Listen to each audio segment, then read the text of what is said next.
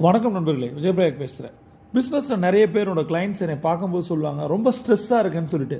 Stress ஏன் வருது தெரியுமா? பேசிக்கலாக 3 விஷயம் இருக்குது சேலஞ்சஸ். ஒன்று ஹெல்த்து, இன்னொன்று பணம் வெல்த்து, 3வது ரிலேஷன்ஷிப்.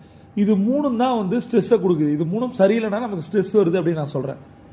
முதல் விஷயம், சரியான ஃபுட் எடுத்துக்கிறோமா? நம்ம பெரும்பாலான பிஸ்னஸ் பீப்புள் பிரேக்ஃபாஸ்ட் எடுத்துக்கிறதே இல்லை. அது பெரிய தப்பு.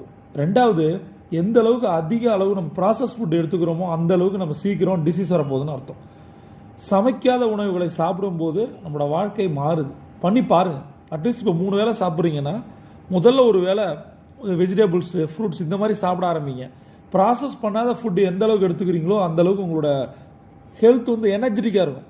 3வது, என்னென்ன தப்பான விஷயங்கள் நீங்கள் நினைக்கிறீங்களோ அதெல்லாம்